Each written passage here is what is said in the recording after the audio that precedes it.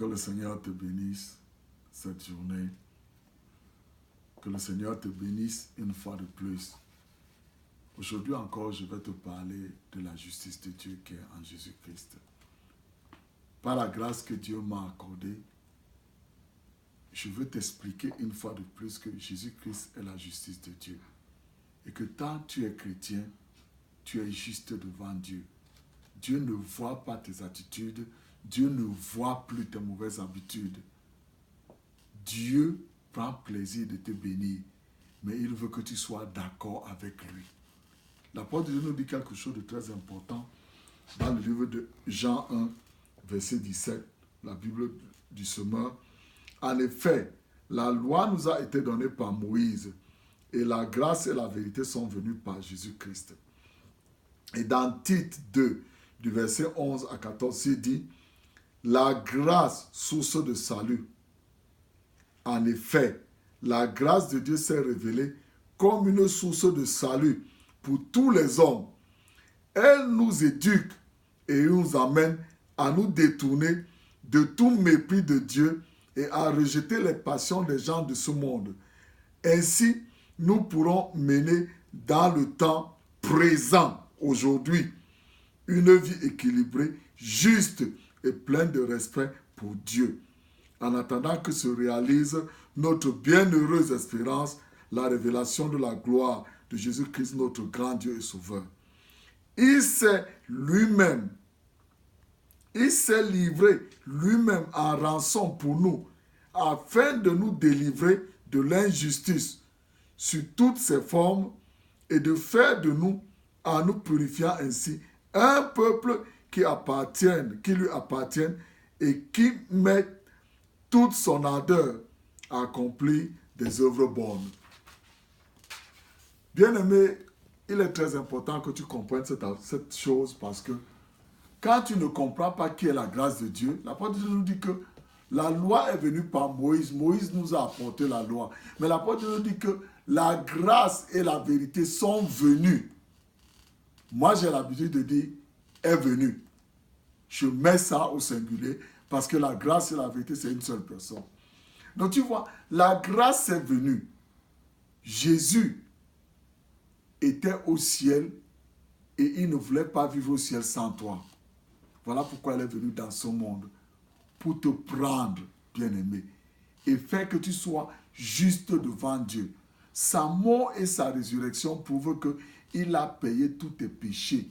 Et quand Dieu te regarde, il te voit en Jésus-Christ. Même le diable même te voit en Jésus-Christ. C'est toi-même et ton entourage qui te voient dans tes mauvaises actions. Voilà pourquoi l'apôtre Dieu dit que la grâce s'est manifestée. La grâce, source de salut, s'est manifestée pour tous les hommes. Pour les enseigner. Ça veut dire que quand tu as Jésus-Christ en toi et que tu t'alignes avec ce que Jésus-Christ a fait pour toi, chaque jour tu dis, je suis la justice de Dieu en Jésus-Christ. Cela est pris dans 2 Corinthiens 5, verset 17 à 21. Que tu es une nouvelle créature. Tu n'es plus dans Adam. C'est vrai, tu as appris beaucoup de choses par Adam. Mais plus tu apprends les choses de Jésus, plus la grâce de Dieu se manifeste sur toi. Frère, les choses d'Adam n'ont plus pouvoir sur toi. Adam a péché et le salaire du péché est la mort. Mais le don gratuit de Dieu en Jésus-Christ est la vie. Et la vie en abondance, ça dit que la vie dans ton intérieur et la vie autour de toi. Quand Jésus te disait qu'il a laissé la paix, il vous donne la paix, il nous donne la paix. Ça veut dire qu'il nous donne la paix à nous d'abord, à l'intérieur et à l'extérieur. Donc il est très important que tu comprennes. Parce que le christianisme est la seule religion dans le monde, ici-bas, dans laquelle l'auteur principal, la principale figure est venue sous forme humaine. Et il a pris toutes les malédictions, tous les péchés, toutes ces choses-là sur lui. Et il est mort. Et il est ressuscité. Sa mort et sa résurrection prouvent que si tu es chrétien, tu n'es plus sous la condamnation. Voilà ce que c'est qu'être chrétien. Jésus est venu sous forme humaine pour toi seul. Ne cherche pas à changer les gens. Toi, change. Son influence en toi va te changer les gens autour de toi. Chaque fois que tu cherches à changer les gens, tu as l'attention. Parce qu'ils ne vont pas faire ce que tu veux. Mais si toi, tu as changé, l'influence de l'Esprit de Dieu en toi va les aider à changer. Je prie que le Seigneur te bénisse cette semaine et qu'il t'accorde la grâce de le connaître en esprit, en vérité. De laisser que la grâce de Dieu te transforme. Pas toi te transformer, pas tes habitudes te transformer, mais que la grâce de Dieu en toi te transforme et qu'il transforme les autres.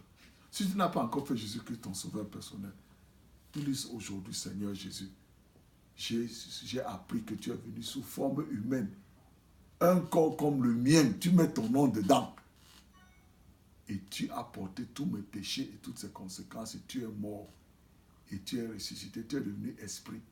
Aujourd'hui, je t'accepte comme mon sauveur personnel et je reçois ton esprit dans ma vie.